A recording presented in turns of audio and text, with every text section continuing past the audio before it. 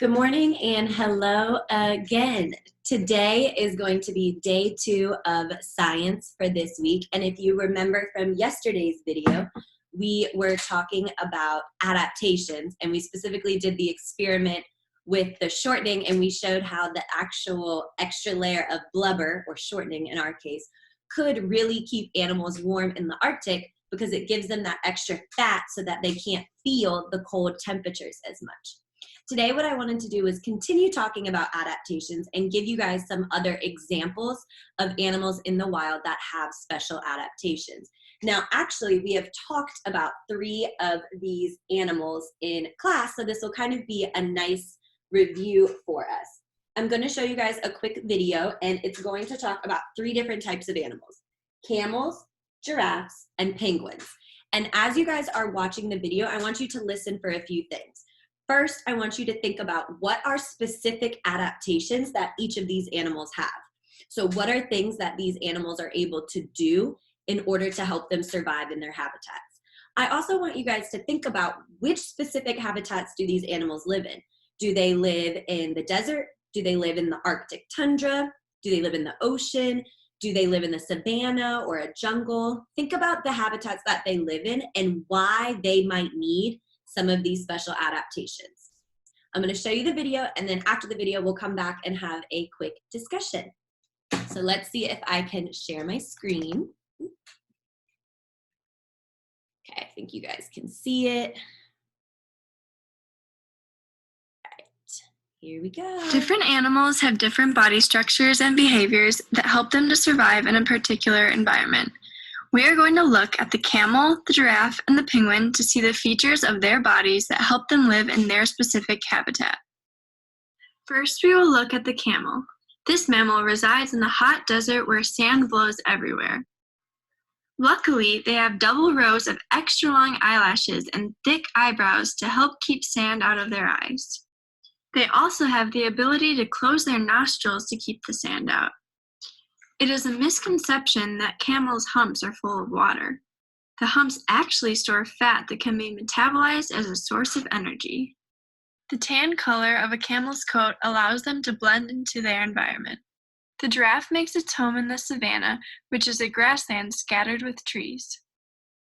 Its neck is around 6 feet long, which is perfect for eating leaves from the tall treetops. A giraffe's tongue is long and tough, which protects it against thorns when feeding. The spotted coat of a giraffe is for camouflage. This giraffe could be easily mistaken for a tree. The Antarctic region is home to the penguin. It is extremely cold here, and the water temperatures never rise above freezing. Penguins have to keep high body temperatures to remain active. They have thick skin and lots of fat called blubber under their skin to keep warm in the cold weather. The dark-colored feathers of their back surface absorb heat from the sun, which also helps keep them warm. Penguins have webbed feet for powerful swimming. Their bodies are streamlined to reduce drag in the water. A penguin's bones are solid and heavy, which allow them to stay underwater. Their wings, shaped like flippers, help them to swim at speeds up to 15 miles per hour.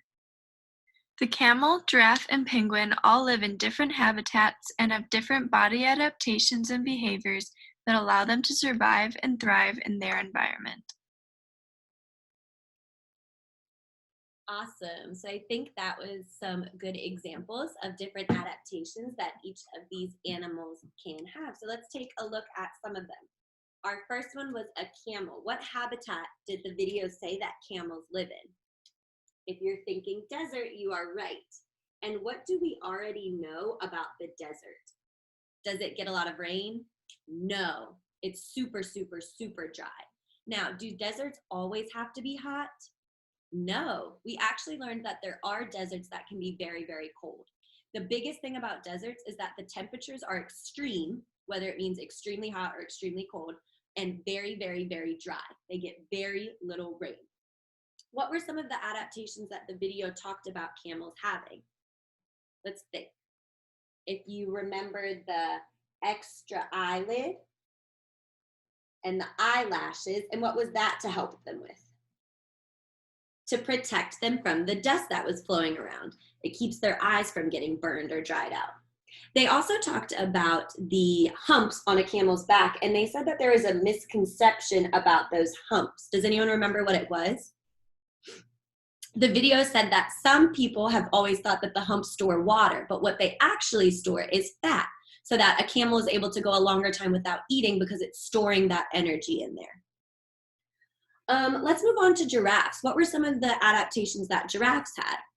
We know the obvious one is its neck and how it helps them with a few things we've talked about in class, which include being able to scout for predators from far away because they can see up above everything. They can reach for food that other animals aren't able to reach.